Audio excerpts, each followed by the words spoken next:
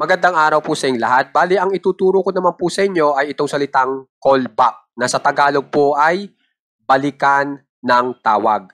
Na kung saan po ay gagamit po tayo ng iba't ibang tao.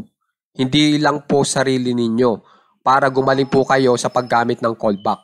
Okay? So, umpisa na po natin.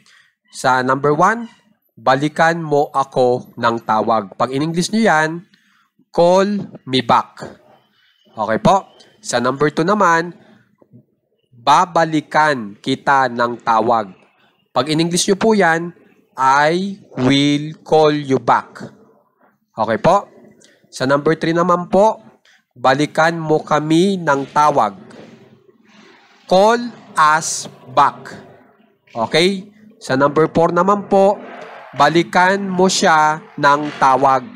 Kung yung siya po ay lalaki, call him back. Kung yung siya po ay babae, call her back. Okay po?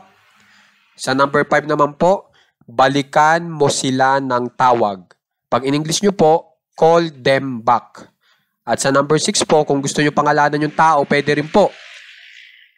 Balikan mo si Tarzan ng tawag.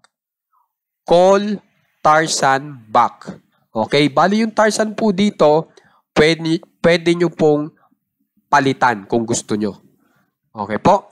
So, sana po makikipag-aralan, makikipractice po itong bagong salita po natin na call back. Kasi po yan ay gamit na gamit po sa English, maski sa Tagalog. Okay po? Maraming salamat